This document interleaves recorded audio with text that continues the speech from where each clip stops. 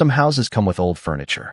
Mine came with a bill that had been waiting 50 years for someone foolish enough to pay it. The smell of aged cedar and lake water drifted through the open front door as I carried my first box into the mansion. Every floorboard answered with a slow, familiar creak, the kind that only buildings with a century of memories could make.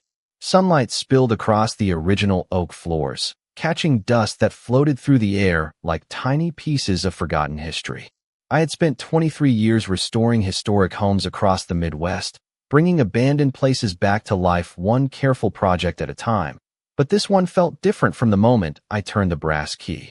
Built in 1928, overlooking nearly 300 feet of untouched shoreline, the old mansion had somehow escaped developers, investors, and every wealthy buyer chasing waterfront property.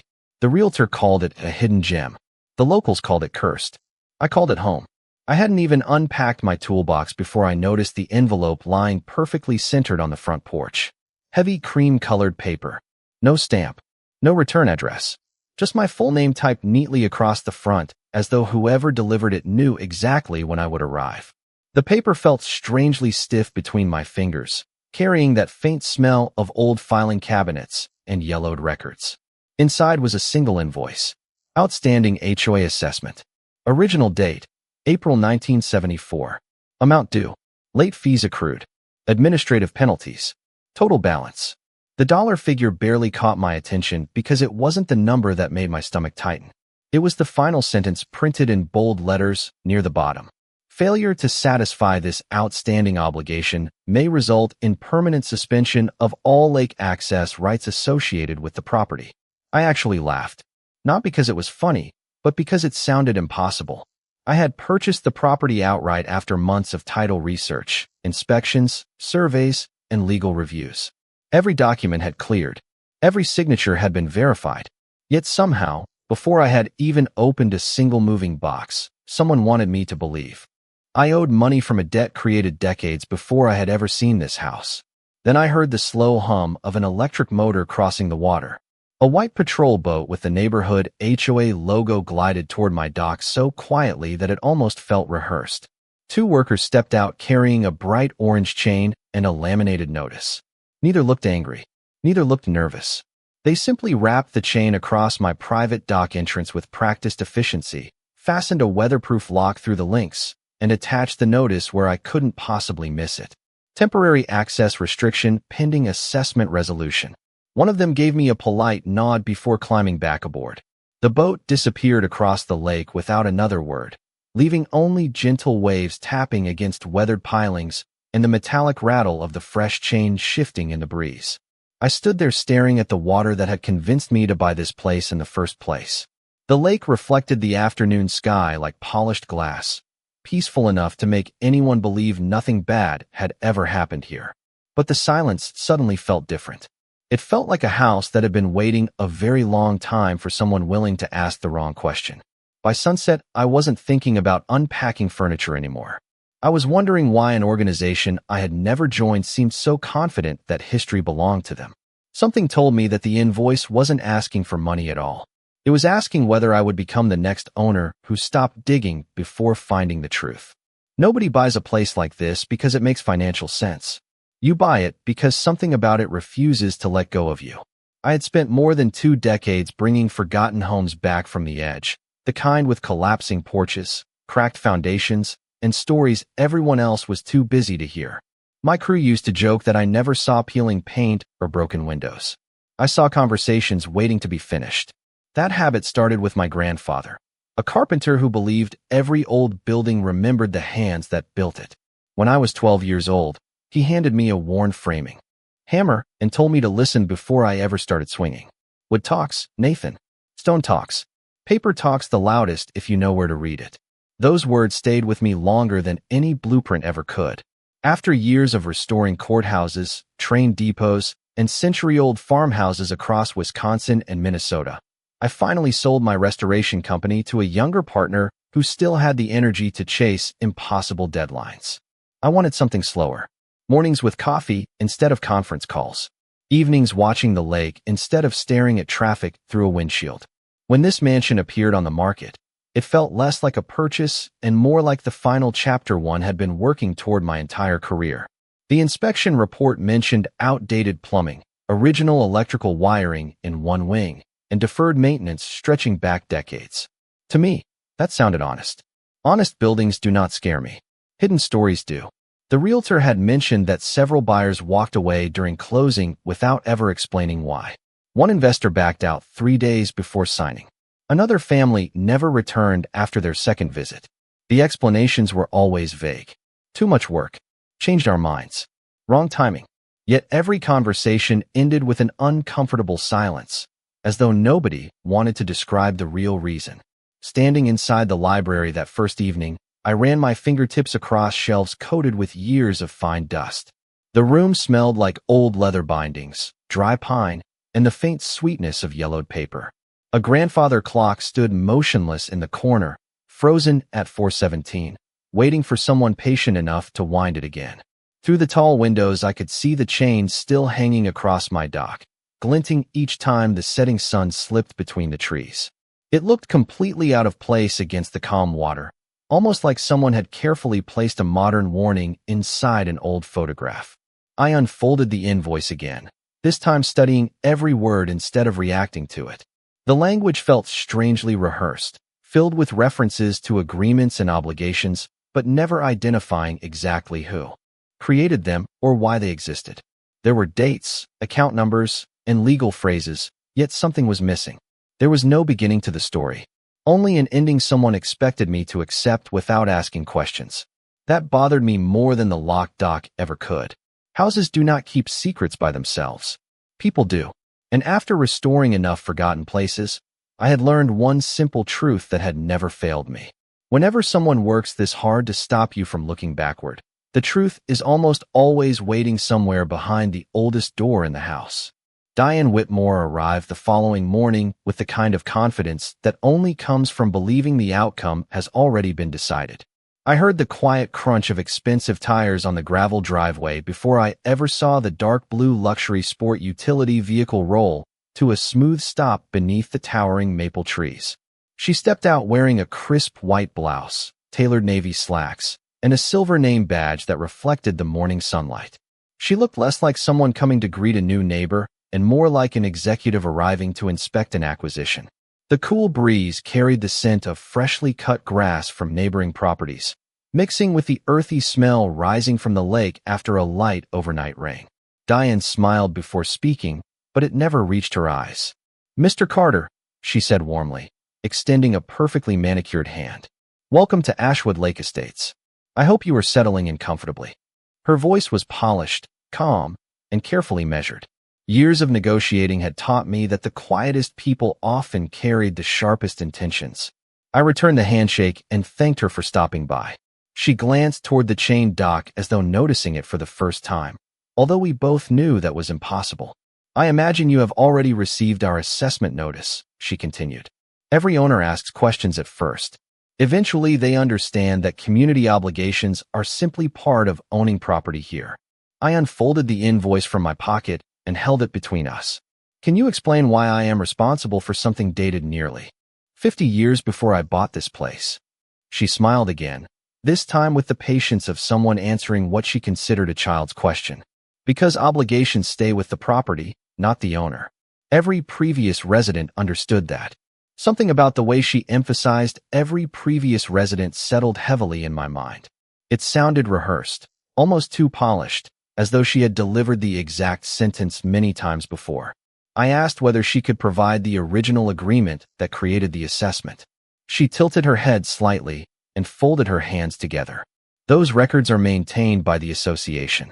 They are not distributed to homeowners without formal review." The answer felt deliberately incomplete.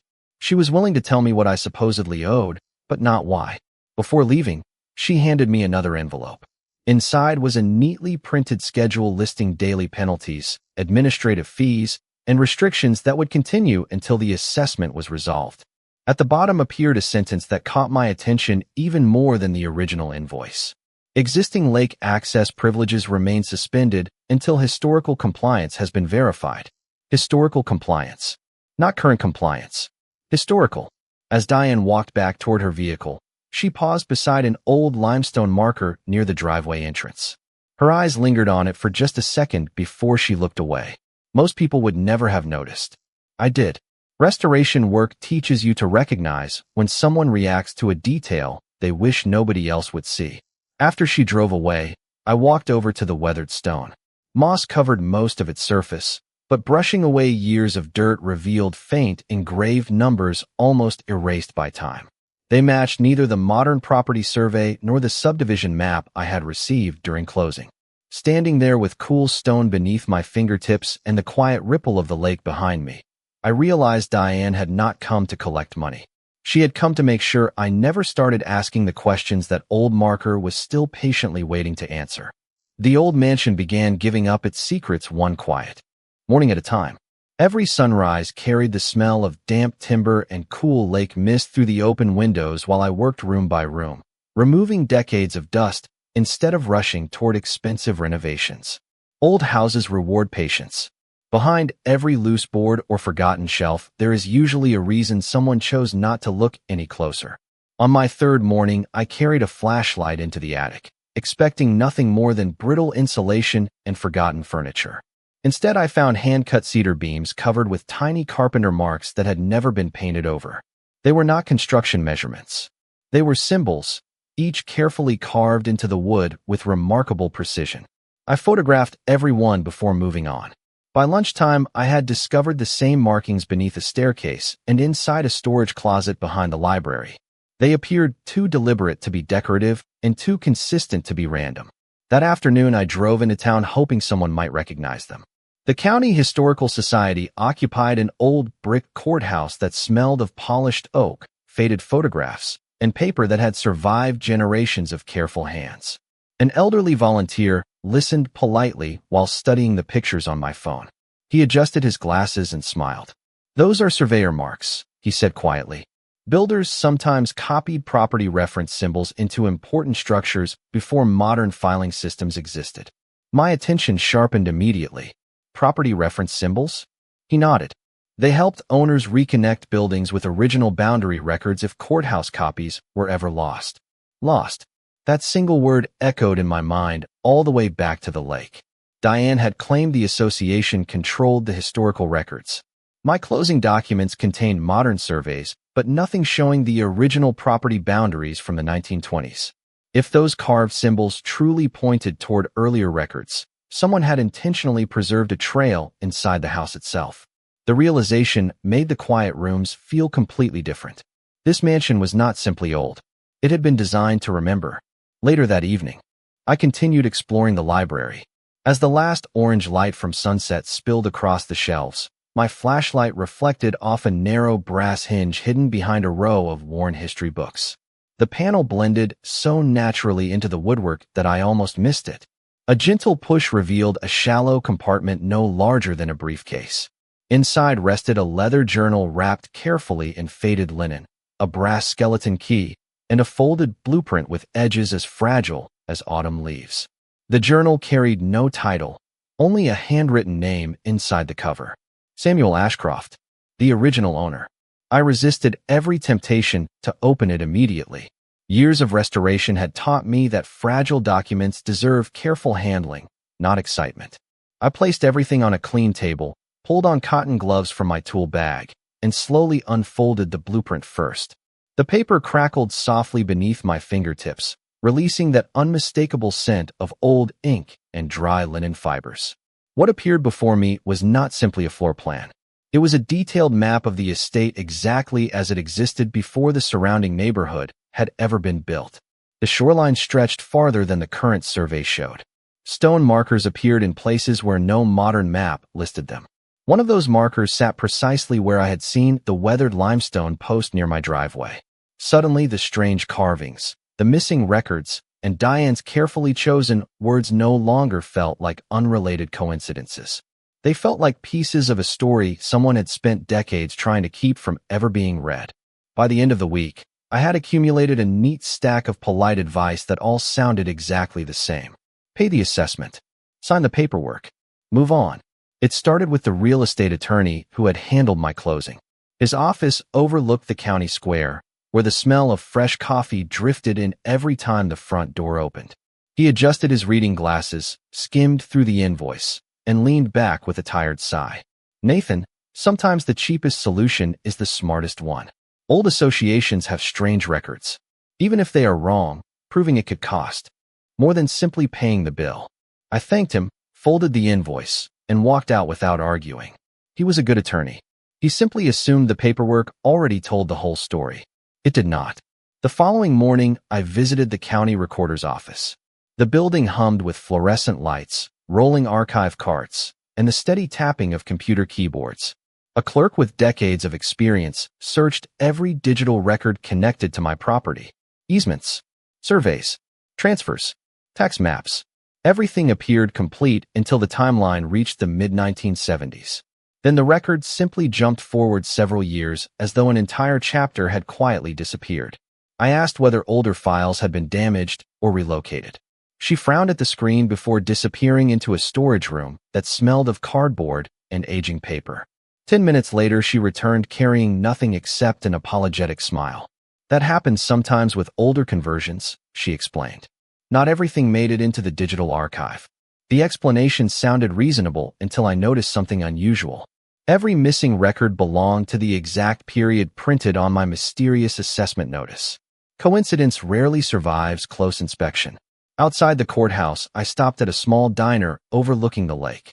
The waitress poured fresh coffee while a pair of retired fishermen at the next table talked quietly about weather, boat motors, and property taxes. When I casually mentioned buying the Ashcroft mansion, both conversations stopped. One man stirred his coffee without looking at me. The other finally spoke. Beautiful place. People do not stay there very long. I asked why. He shrugged without answering. Just pay whatever they ask and enjoy the lake. There it was again. The exact same advice from another completely different person. Nobody explained why. Nobody questioned the assessment. Nobody even seemed curious. They simply accepted it like changing seasons or paying utility bills. Driving home along the shoreline, I noticed something else that had escaped me during the excitement of moving in. Every waterfront property had nearly identical docks. Except mine. Their walkways extended several feet farther into the water, each ending at matching covered platforms. My dock stopped noticeably short, leaving an empty stretch of water between its end and the deeper channel. It looked unfinished, almost as though someone had intentionally altered it years ago. Back inside the mansion, I carefully opened Samuel Ashcroft's leather journal for the first time. The pages released the dry scent of old ink and cedar as though they had been sealed away only yesterday. Most entries described weather, construction progress, and ordinary family life. Then I reached a page marked with a narrow red ribbon that had faded almost to brown. The handwriting suddenly became slower and more deliberate. The first sentence made the room feel strangely quiet. If anyone ever demands payment for the lake, it means they have hidden the agreement that created it. I read the line twice before slowly closing the journal. For the first time since arriving, I stopped wondering whether the assessment was legitimate. I started wondering who had spent 50 years making sure nobody ever found that sentence. The next morning, I returned to the library before sunrise, when the mansion was quiet enough that I could hear the faint ticking of old pipes warming beneath the floor and the gentle rhythm of water touching the shoreline outside.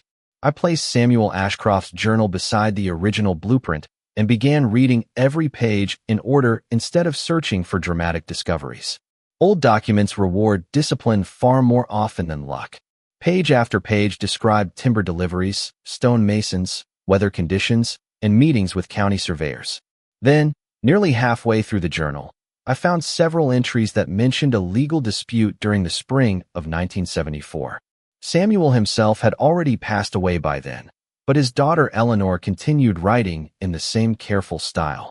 She described representatives from a newly formed lakeside association requesting annual fees to maintain roads, landscaping, and shared shoreline improvements. At first, the proposal sounded reasonable. Then one sentence changed everything. Eleanor wrote that the association could not impose assessments on the Ashcroft estate because a permanent exemption had already been negotiated decades earlier when her family donated both shoreline easements and land needed for the public access road leading into the community. My pulse slowed instead of racing. Excitement can make people careless. Evidence deserves patience. I continued reading until another folded sheet slipped quietly from between two pages and landed on the table.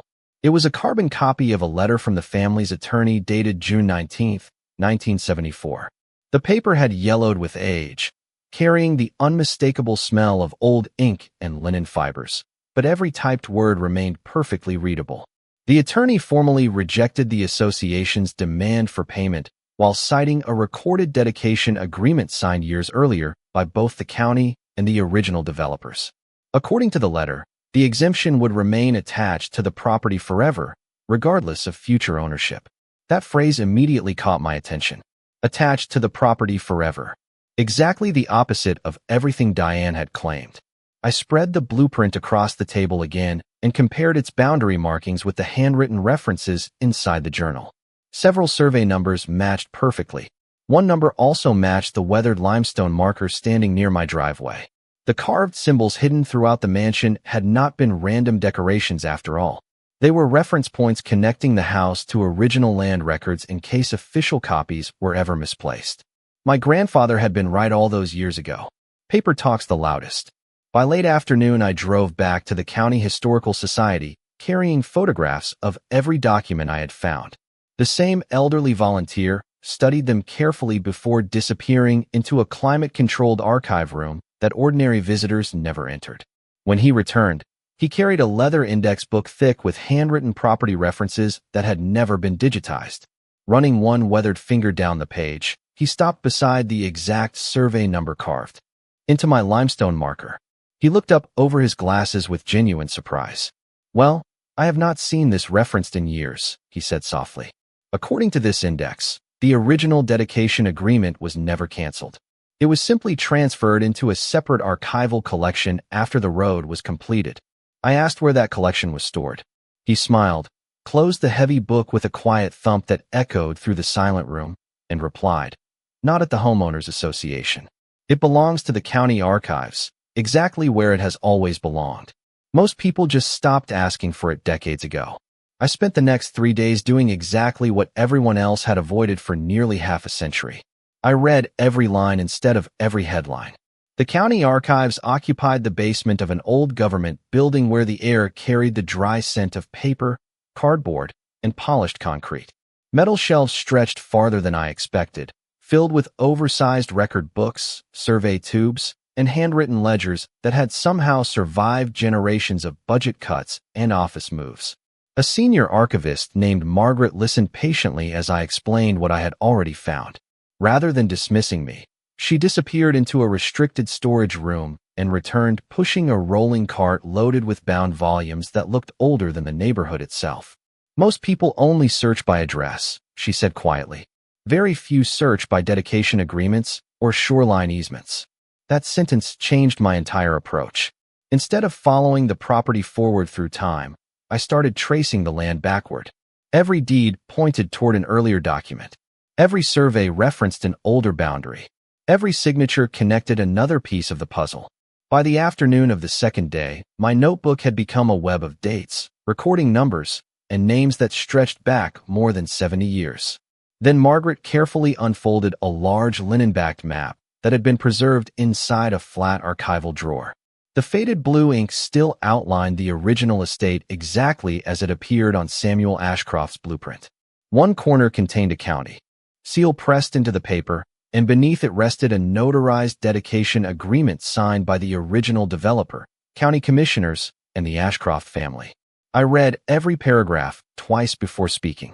In exchange for donating the shoreline easement, the access road, and a section of public recreation land that eventually became the community park, the Ashcroft property would remain permanently exempt from all present and future association assessments related to lake maintenance, roadway improvements, and common shoreline facilities.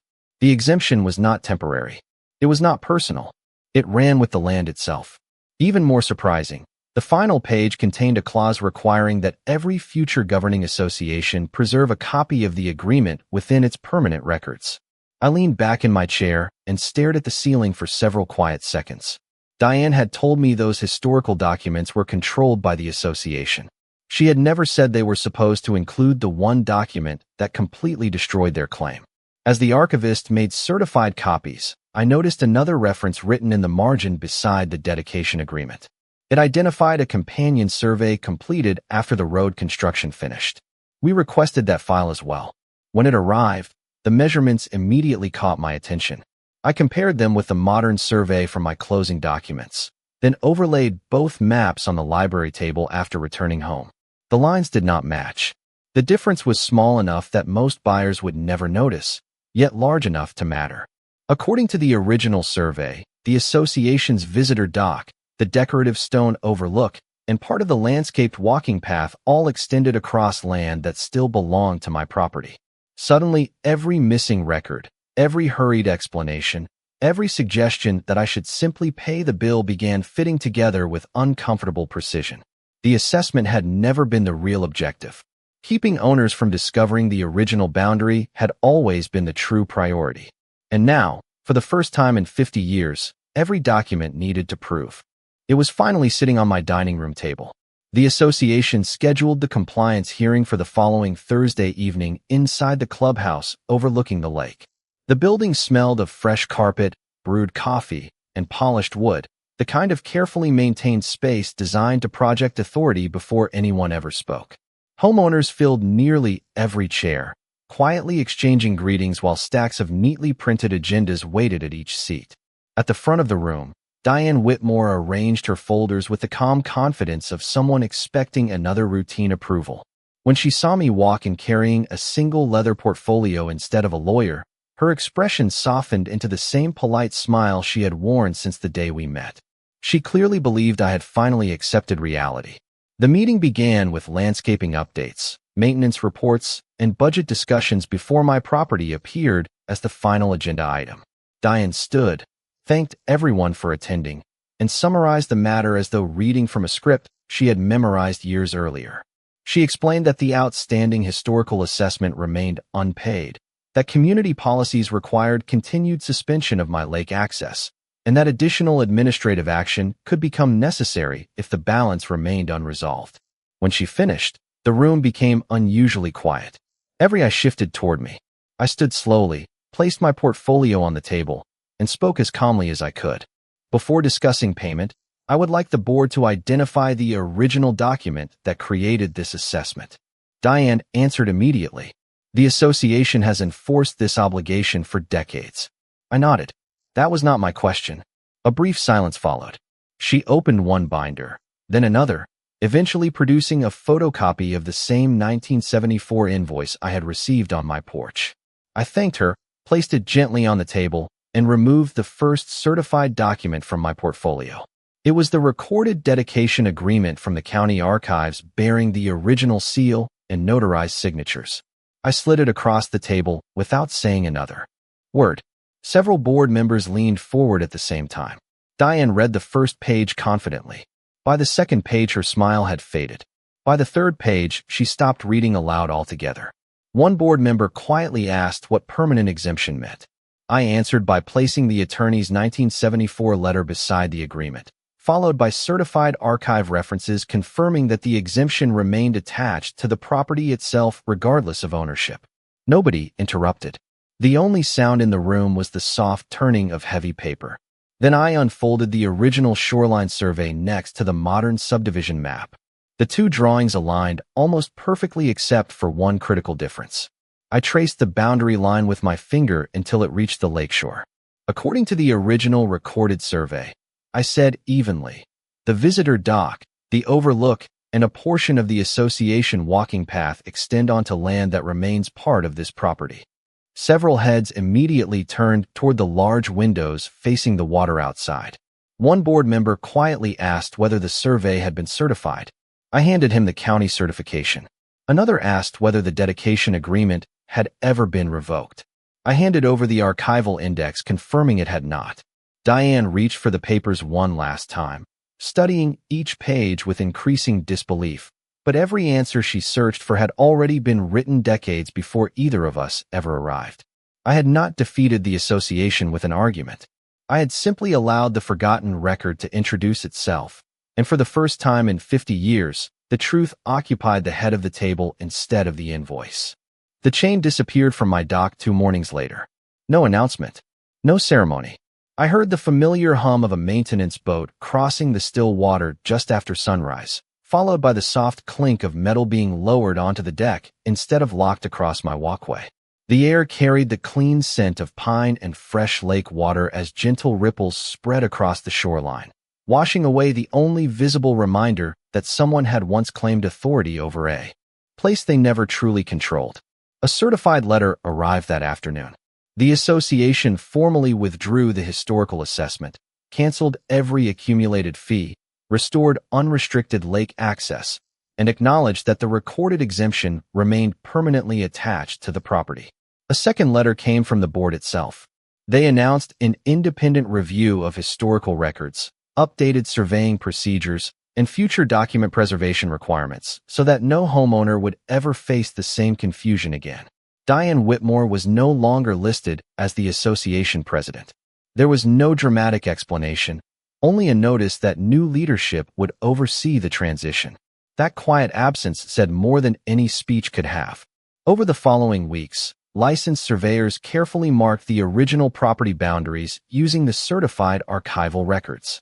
Standing beside them, I watched bright survey flags appear exactly where Samuel Ashcroft's blueprint had predicted decades earlier. The results surprised more than just the association.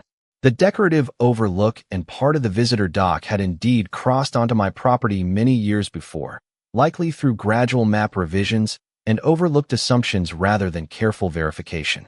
Instead of demanding fences or closures, we reached a simple written agreement.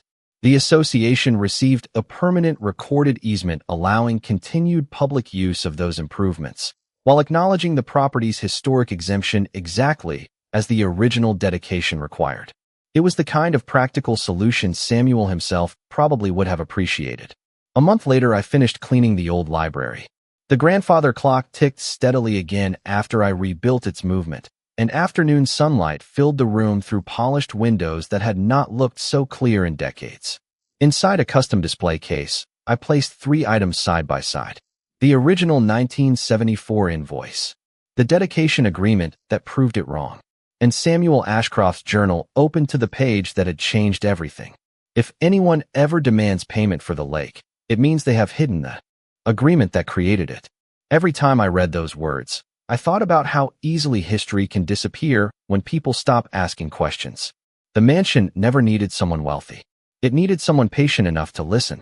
Looking across the calm water from the restored dock one quiet evening, I realized I had not really purchased a lakefront estate. I had inherited the responsibility of protecting a story that almost vanished beneath assumptions, misplaced records, and the simple passage of time. My grandfather used to tell me that wood remembers every tool that shaped it. He was right. He just forgot to mention that land remembers every promise ever written about it.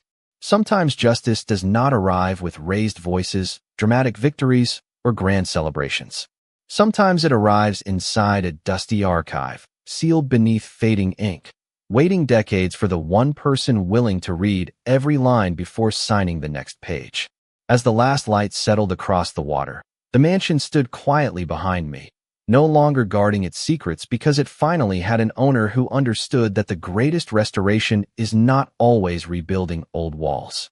Sometimes it is restoring the truth itself.